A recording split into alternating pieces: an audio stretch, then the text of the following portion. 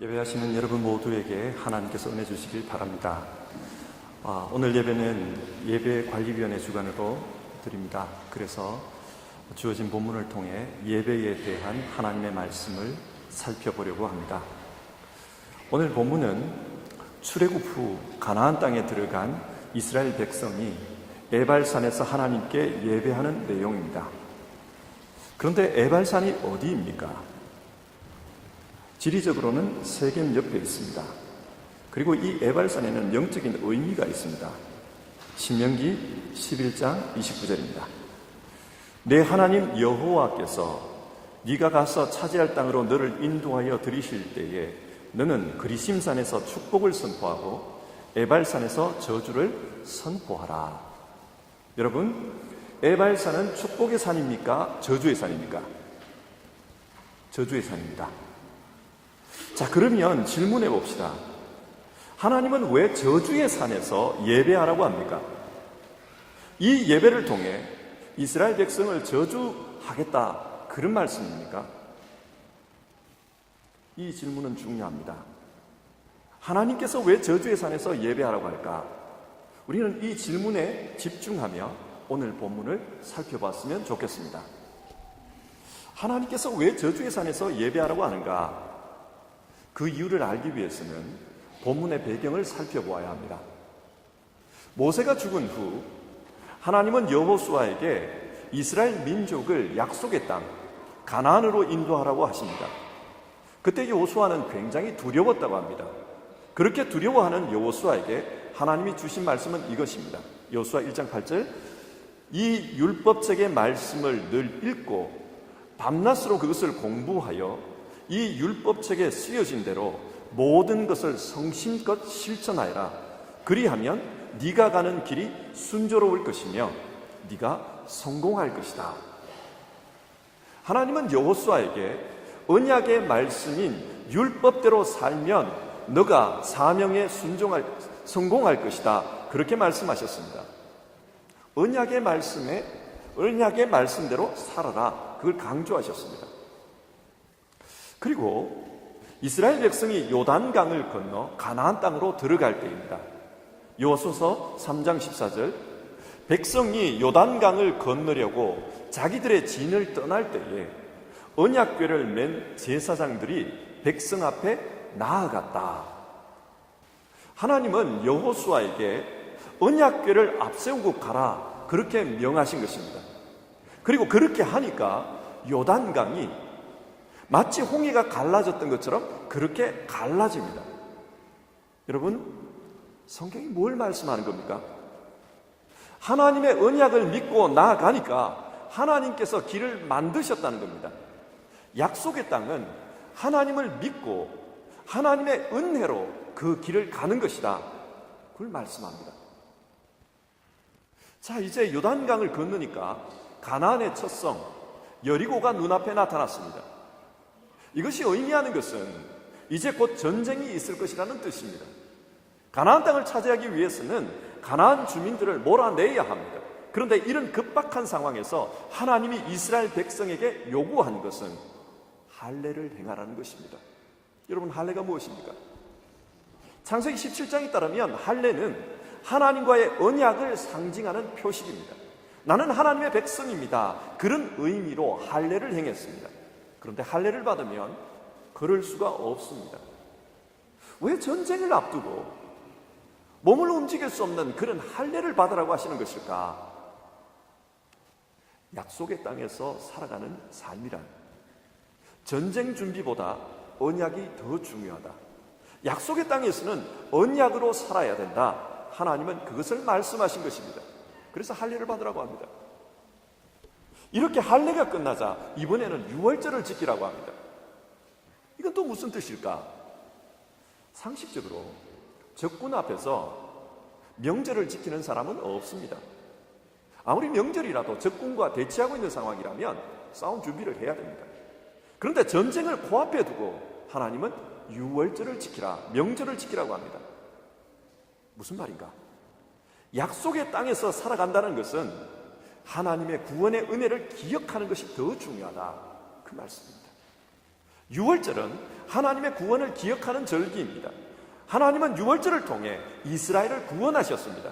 그 구원을 통해 이스라엘은 언약 백성이 되었습니다. 그러니까 가나안에서 살아간다는 것은 전쟁보다 하나님과의 언약 예식, 즉 예배가 더 우선되어야 된다. 그걸 말씀하신 것입니다. 하나님은 출애굽한 이스라엘 백성에게 사명을 주셨습니다. 출애굽기 19장 6절의 말씀인데요. 너희가 내게 대하여 제사장 나라가 되며 거룩한 백성이 되리라.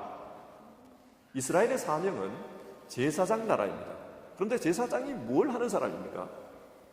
제사장은 하나님께 예배하는 사람입니다. 그래서 레위기를 보면 초반부에 번제, 소제, 화목제, 속죄제, 속건제, 그리고 다양한 절기 예배에 대해서 말씀하고 있습니다. 제사장은 예배하는 사람입니다. 이스라엘은 이 예배를 통해 세상에 하나님을 나타내야 합니다. 그래서 전쟁 준비보다 유월절 예배가 더 우선되어야 된다. 그걸 말씀하는 겁니다. 자, 몇 가지 예를 들었습니다. 이상에서의 예를 보면 하나님은 계속해서 언약에 대해 말씀했습니다.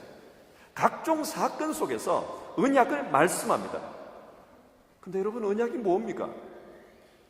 언약이란 하나님과의 연합, 즉 독일어로 분트입니다. 이스라엘 백성과 하나님의 관계는 하나입니다. 분트입니다. 그래서 하나님께서 이스라엘을 책임지십니다.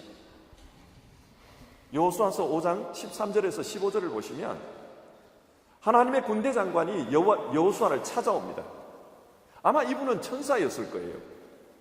그런데 이 군대 장관이 찾아온 이유는 이제부터 가나안 정복은, 전쟁은 하나님의 싸움이라는 것을 알려주기 위해서였습니다. 그래서 여호수아에게 이런 말을 합니다.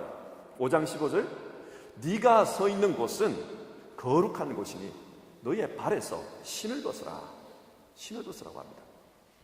당시 일반인들은 신을 신고 다녔고 종의 신분, 노예의 신분은 신을 신지 않았습니다. 따라서 발에서 신을 벗으라, 이 말은 이제부터 너는 하나님의 종이다, 하나님의 사람이다, 그런 뜻입니다. 하나님께서 싸울 것이니까 너는 하나님의 종으로서 이 전쟁에 참여하라는 뜻입니다. 실제로 하나님이 싸우셨습니다. 그 예가 여리고성의 함락이었습니다. 여리고성이 어떤 방식으로 무너졌습니까?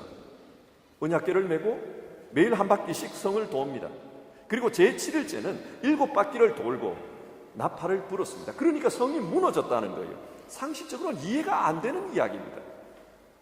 성경이 이것을 통해서 말씀하는 것은 이 전쟁은 하나님께서 싸우셨다, 하나님께서 무너뜨리셨다, 그 말씀입니다. 하나님은 이 성이 무너지거든 절대로 전리품을 챙겨서는 안 된다. 모든 것을 진멸하라고 합니다. 왜 그런가? 성경은 무엇이든지 처음 난 것은 다 하나님의 것이라고 했습니다. 사람도 짐승도 처음 난 것은 다 하나님께 드려야 합니다. 그처럼 가나안 땅도 하나님의 것입니다. 그리고 그 가나안 땅의 첫성이 바로 여리고성입니다. 그래서 하나님은 이 성을 하나님께 온전히 바치라고 말씀한 것입니다. 그런데 문제가 있었습니다. 아간이 여리고성이 무너질 때 그 성에서 아주 좋은 물건들을 전리품으로 챙겼습니다. 사람들은 아무도 몰랐습니다. 아간의 이 범죄를 모르는 채 다음 성인 아이성으로 가서 싸움을 했습니다. 아이성은 상징성이 있습니다. 어떤 상징성이 있는가? 여호수아서 7장 2절을 보시면 아이성은 베델 동쪽 벳아웬 곁에 있었다, 이렇게 기록하고 있습니다. 이 본문을 히브리어로 보면 베델, 하나님의 집이라는 뜻입니다. 벳아웬, 악한 자의 집이라는 뜻입니다. 그러니까 아이성은 하나님의 집과 악한 자의 집, 그 사이에 있었습니다. 아주 상징적으로 보면 하나님과 마귀 사이에 있었습니다. 선과 악이 교차하는 그런 세상이었습니다. 하나님의 사람들이 이 세상으로 나가서 싸웠습니다. 그런데 결과가 어떻게 되었는가? 처참하게 패했다는 겁니다. 아이성은 굉장히 작은 성이었기 때문에 절대로 패할 수 없는 성이었습니다. 그런데 패했습니다. 여호수아는 참담했습니다. 왜 이런 일이 발생했는가? 하나님 앞에 참담한 심정으로 무릎 꿇고 기도합니다. 그때 하나님께서 이런 응답을 주십니다. 7장 11절입니다. 이스라엘이 죄를 지었다. 나와 맺은 언약을 그들이 어겼고 전멸시켜서 나 주에게 바쳐야 할 물건을 도둑질하여 가져갔으며. 왜 전쟁에서 패했는가? 하나님의 진단은 언약을 깨뜨렸기 때문이라고 합니다. 언약이 깨어진 게 문제라는 겁니다. 그래서 이스라엘은 여러 가지 우여곡절을 겪고 마침내 아이성을 정복합니다. 자, 이런 배경 뒤에 오늘 본문이 나오는 겁니다. 30절입니다. 이스라엘의 하나님 여호와를 위하여 에발산에 한 제단을 쌓으니, 제단을 쌓았다는 말은 오늘날로 바꾸면 예배를 드렸다는 뜻일 것입니다. 예배는 하나님과의 언약 예식입니다. 이스라엘이 왜 아이성에서 실패했는가? 하나님과의 언약을 깼기 때문이라는 겁니다. 그래서 여호수아는 이 전쟁 이후에 가장 시급하게 한 것이 하나님과의 언약을 회복하는 것이었습니다. 그래서 예배를 드린 겁니다. 그런데 여러분, 왜 이 예배를, 하나님과의 언약을 회복하는 이 예배를 에발산에서 드렸을까요? 왜 저주의 산에서 이 예배를 드립니까? 아간의 경우에서 봤다시피 이스라엘의 행위는 저주를 받아 마땅한 행위였습니다. 아간의 행위만 문제가 아니었습니다. 모세가 신명기서에서 에발산에서 예배하라고 말할 때 그때는 아간이라는 사람이 없었습니다. 모세가 광야를 인도할 때 왜 그때 에발산에서, 그 저주의 산에서 예배하라고 한 것일까요? 가나안 땅으로 들어오기 전에도 이미 이스라엘 백성은 저주를 받아 마땅한 그런 삶을 살았다는 것입니다. 그래서 너희가 하나님 앞에 예배할 곳은 에발산이다, 저주의 산이다, 그런 말이었습니다.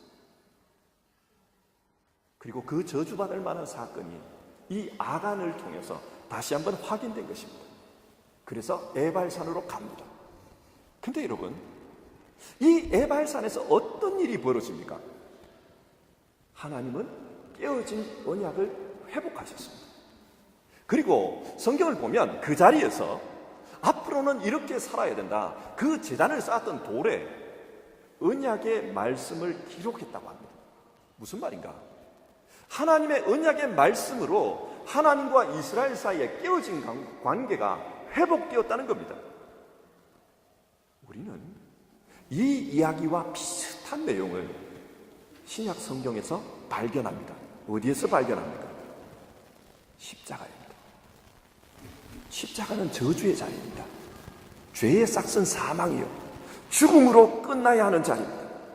그런데 그 자리에서 하나님과의 언약이 회복되었습니다. 그래서 예수님께서 십자가를 지시기 전 성만찬을 베풀면서 이런 말씀을 하십니다. 이 잔을 받으라. 이 잔은 내가 너희를 위하여 흘리는 새 언약의 피니라. 이 잔, 이 피, 십자가의 피에서 하나님과의 분투가, 새 언약, 하나님과의 분투가 회복되었다는 겁니다. 자, 여기서 한번 생각해 봅시다. 에발산의 예배가 어떤 예배입니까? 에발산의 예배는 구약의 십자가 예배입니다. 마치 우리가 예수 십자가에서 잃었던 생명을 다시 찾은 것처럼 이스라엘 민족은 그 자리에서, 그 저주의 자리에서 자신들의 생명을 회복한 것입니다. 에발산의 예배는 하나님과의 관계가 회복된 자리입니다. 자, 그렇다면 여러분, 오늘 우리가 이 예배를 보면서 우리는 어떻게 예배해야 할까요? 어디에서 예배해야 할까요? 사람은 자기 애가 강합니다. 그래서 자기 고집, 자기 방식으로 살려고 합니다.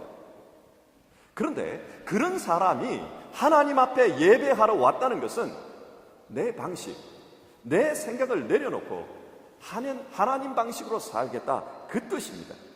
그리고 하나님과의 관계를 회복하겠다, 그 의미를 가지고 있습니다. 구약은 예배를 드릴 때 양과 소와 같은 짐승을 잡아 죽였습니다. 그 피를 뿌리며 예배했습니다. 하나님은 왜 이렇게 예배하라고 하셨을까요? 예배는 궁극적으로 자기를 죽이는 일이기 때문입니다. 요즘 수요 성경 공부를 하면서 사사기에 나오는 그 삼손을 살펴보았습니다. 이 삼손은 하나님께 부름받은 특별한 사람입니다. 하나님은 그에게 특별한 힘을 주셨습니다. 그러면서 너는 나실인으로 살아야 한다. 살아갈 방법을 알려주셨습니다. 그런데 이 삼손은 그렇게 살지 않습니다. 그렇게 살지 못하는 이유는 욕망 때문입니다.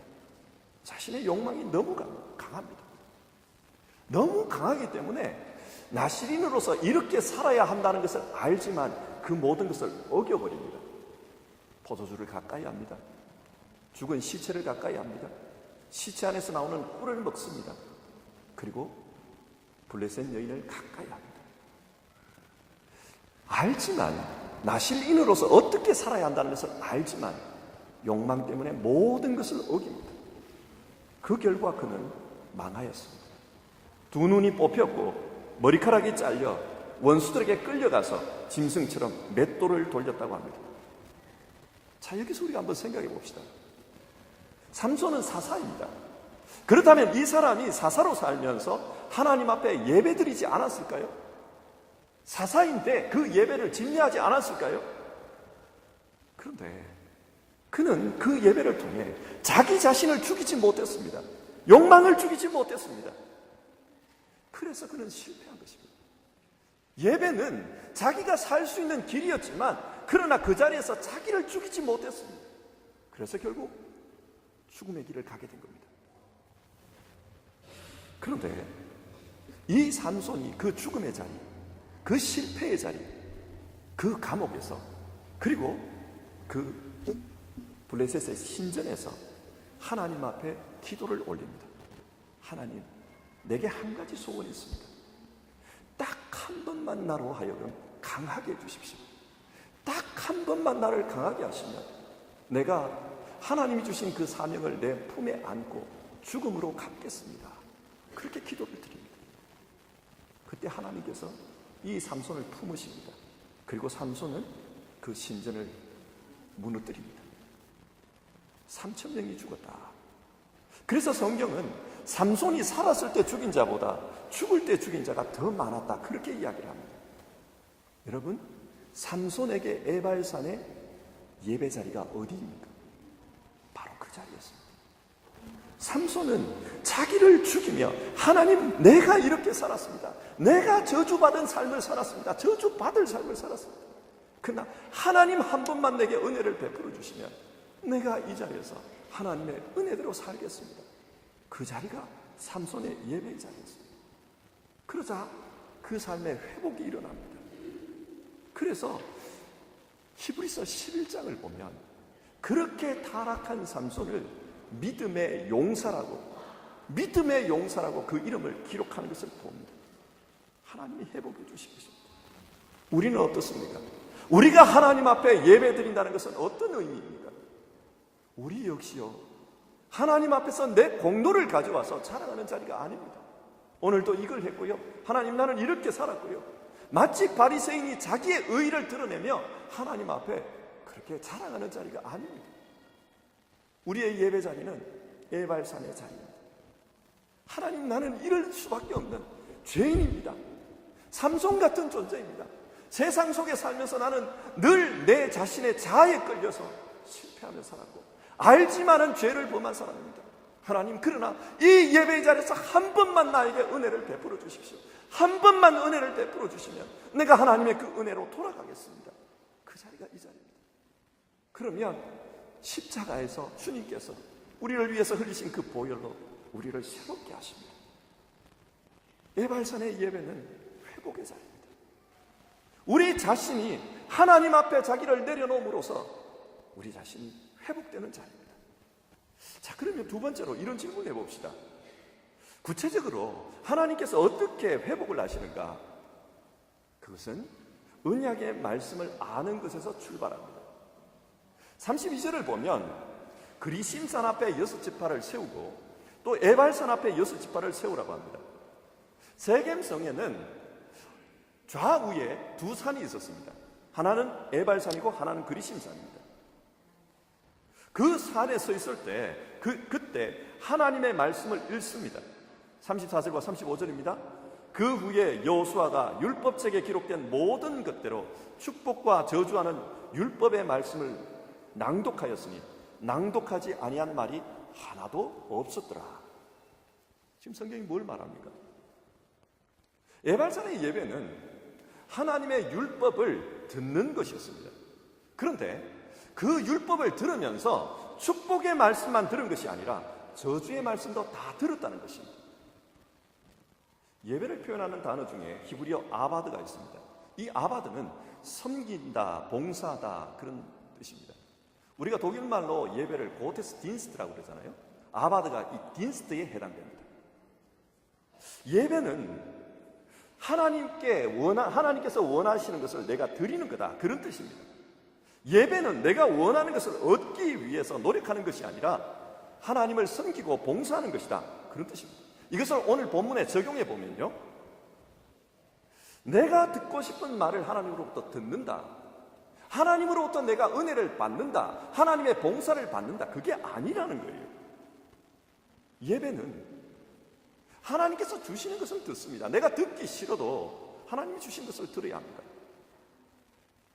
이거는 설교를 하는 목사도 마찬가지입니다. 목사도 설교를 하면서 때로는 자기 한풀이를 합니다. 설교를 통해서 성도들을 공격할 수도 있습니다. 혹은 성도들에게 인기를 얻을 만한 그런 발언들을 할 수도 있습니다. 그리고 내가 목표로 하는 것을 얻기 위해서 설교를 의도적으로 그렇게 끌어갈 수도 있습니다. 그런데 하나님은 그건 아니라는 거예요.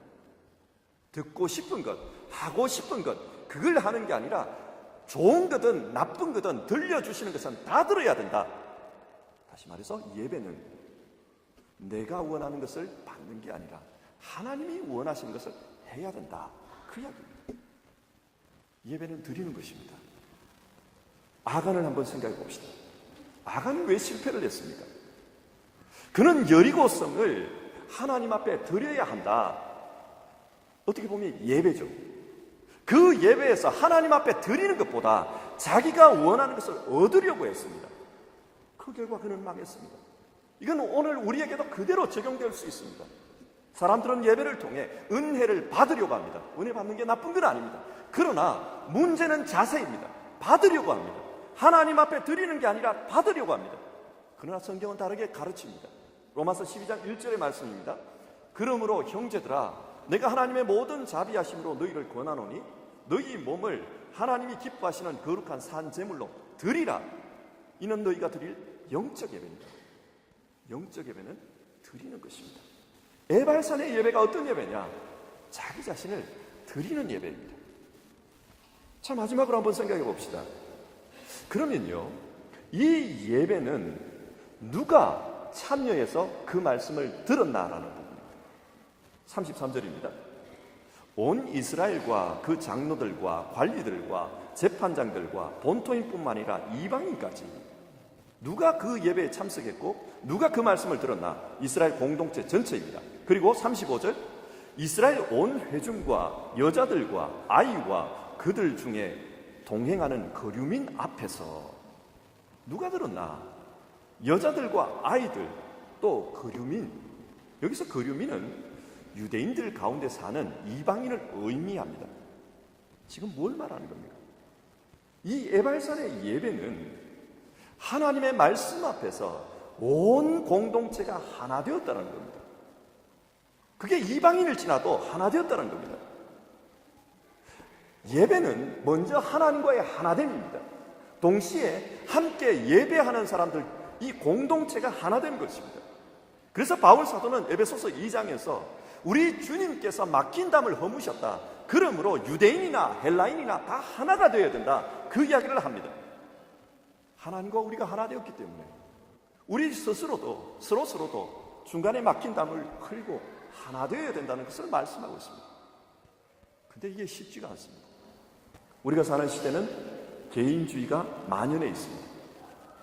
개인주의가 장점도 있지만은, 그러나 사람과 사람 사이의 관계를 점점 힘들게 만드는 단점도 있습니다. 많은 분들이 그런 이야기를 해요. 일이 힘든 게 아니라 사람이 힘들다. 공감이 됩니다. 그리고 이런 원칙은요, 교회 생활에도 그대로 적용이 됩니다. 교회 생활에서 제일 힘든 게 뭐냐? 일이 아니에요. 사람 관계입니다. 이상하지 않습니까? 예배는 막힌 담을 허는 것인데 그 예배를 드리는 교회에서 왜 사람이 힘들까요? 혹시 예배를 잘못 드리는 것은 아닐까요? 하나님을 방해하는 것 중에 하나가 손해보기 싫어하는 마음입니다. 내게 손해가 되기 때문에, 저 사람과 같이 있으면 손해가 되기 때문에 하나님이 싫은 거예요. 여러분, 우리 예배 지금 뒤쪽에 포아키르케에서 예배 드리는 분들을 한번 유심히 보십시오. 많은 분들이 저곳에서 예배를 드리며 예배에 집중할 수 없다는 이야기를 하는 것을 저는 수차례 들었습니다. 왜 그런가? 아이들 때문에 소란하다는 거예요. 그래서 그 안에서 예배를 드리는 분들은 제대로 예배를 못 드린다고 합니다. 왜 우리는 그러면 포아키르에서 예배를 드릴 수 없는데 그들을 격리시켜 놓은 것인가? 옛날에는 어린 아이들도 방크에 앉아서 예배를 드린 걸 저는 보았습니다. 근데 언젠가부터 저쪽으로 몰아넣었어요. 왜 그랬을까요? 애들이 울고 찡얼대니까 이 자리에 앉아있는 많은 분들이 예배에 방해가 된다는 거예요. 그래서 좀 시끄러운 애들은 뒤로 넣어가지고 닫아버리자, 그렇게 결정이 된 겁니다. 자, 저런 분위기에서 자란 애들은 예배를 어떻게 생각할까요? 예배는 경건한 것? 아니면 예배는 뛰노는 것? 예배는 시끄러운 것? 어떻게 생각할 것 같습니까? 예수님은 천국의 주인은 어린아이와 같은 자라고 했습니다.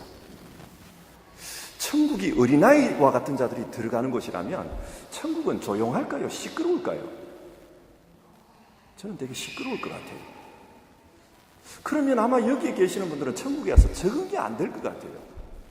그러면 어떡할까요? 격리시킬까요? 천국에서도? 한국에서 요즘 통합 예배라는 프로그램이 유행을 하고 있습니다. 모자실에서 아이들을 격리시켜서 예배드려 보니까 이 아이들이 예배를 못 배운다는 거예요. 말은 안 통하더라도 분위기를 통해서 예배를 배워야 되는데 그들이 배운 예배는 떠들고 울고 과자 먹고 엄마하고 기어다니고 이게 예배가 되거든요. 그래서 좀 방해가 되더라도 애들을 본당으로 데리고 들어오라는 거예요. 그래서 좀 시끄럽더라도 그들과 함께 예배를 드리자는 거예요. 그런데 여러분, 그렇게 애들이 자라면 어느새 그 애들이 그 분위기에 적응이 됩니다. 그래서 예배가, 그들도 예배가, 1시간을 드려도 예배가 제대로 돼요.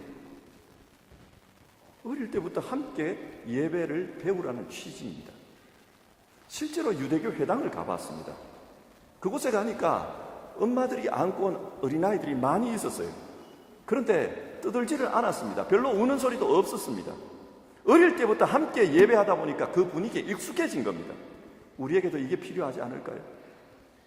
만약 그렇다면 여기 앉아 계시는 분들이 손해볼 마음이 있어야 합니다. 좀 시끄러워도 내가 참고 예배에 집중하겠다, 그 마음이 있어야 돼요. 저 아이들도 예배를 드려야 된다, 저 아이들도 예배를 배워야 한다, 그 마음이 있어야 돼요. 애들이 울면은 쟤들도 지금 은혜를 받아서 눈물을 흘리나 보다, 그렇게 생각하면 돼요. 애들이 소리를 지릅니다. 기분이 좋아서 찬양하나 보다, 할렐루야 아멘 하나 보다, 말을 못해서 그렇지, 그렇게 생각하면 됩니다. 에발산의 예배는 공동체가 하나 되는 예배였습니다. 그러기 위해서는 내가 손해볼 수 있어야 합니다. 말씀을 맺겠습니다. 오늘 우리는 예배 주간, 예배위원회 주간 예배로 예배에 대해서 말씀을 나눕니다. 에발산의 예배가 어떤 예배이냐? 그곳은 저주가 은혜로 바뀐 예배의 자리였습니다. 그래서 그곳에서 깨어져 버렸던 하나님과의 관계가, 언약이 회복이 되었습니다. 그 에발산의 예배는 내가 듣고 싶은 것만 듣는 게 아니라 하나님의 말씀을 듣고 나 자신이 듣기 싫어도 그 말씀을 듣고 나 자신을 하나님께 드리는 예배였습니다. 에발산의 예배는 공동체가 하나 되기 위해서 나의 불편함, 나의 손해됨을 감수하는 자리였습니다. 사랑하는 성도 여러분, 오늘 우리 예배는 어떤 예배입니까? 오늘 우리 예배도 저주가 축복으로 바뀌는 그런 예배가 되기를 원하십니까? 만약 그렇다면 이 예배의 자리가 에발산이 되었으면 좋겠습니다. 그러기 위해서는 예수 십자가로 내 자신을 내어놓고 예수 십자가에서 내 죄가 사해졌다, 나 자신의 못난 부분을 드러내놓을 수 있는 자리가 되어야 합니다. 뿐만 아니라 그 자리에서는 내가 듣기 싫은 말씀도 하나님 앞에서 들어야 합니다. 내게 부딪히는 말씀도 들어야 합니다. 그러면서 나 자신을 하나님 앞에 드리는 예배가 되어야 합니다. 뿐만 아닙니다. 내게 싫은 사람이 있을 수 있고 정말 불편한 사람도 있을 수 있습니다. 그러나 하나님 말씀 앞에서는 하나 되려고 노력해야 합니다. 그러기 위해서는 손해를 감수해야 하고 내 불편함도 감수해야 합니다. 그렇게 해야 이 자리가 저주가 축복으로 바뀌는 그 에발산의 예배 자리가 될 줄 믿습니다. 우리의 예배처가 그렇게 되기를 주님의 이름으로 축원드립니다. 기도하겠습니다.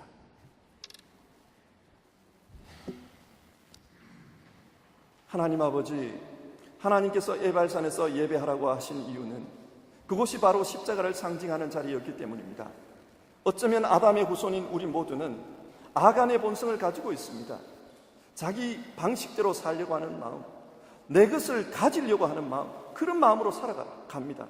그러나 하나님은 그렇게 깨어져 버린 언약, 그래서 깨어져 버린 그 언약을 예수님의 십자가로 회복하셨습니다. 우리가 예배할 때마다 예수 보혈, 그 보혈로 하나님과 하나 되는 자리가 되게 하여 주시옵소서. 이 예배 자리가 그저 왔다가 그저 소리 듣고 가는 자리가 아니라 하나님과 언약이 회복되는 자리, 분트가 회복되는 자리가 될 수 있도록 주님 도와주시옵소서. 그리고 이 자리에서 하나님 말씀으로 우리 공동체가 하나 될 수 있게 도와주시옵소서. 천국은 모든 사람들이 함께 사는 곳인데 우리가 하나 되는 그 훈련을 할 수 있도록 도와주시옵소서. 그러기 위해서는 자신을 하나님 앞에 드릴 수 있게 하시고 손해를 감수할 수 있는 그런 예배를 실천하는 우리 모두 되게 하여 주시옵소서. 예수님의 이름으로 기도드립니다. 아멘.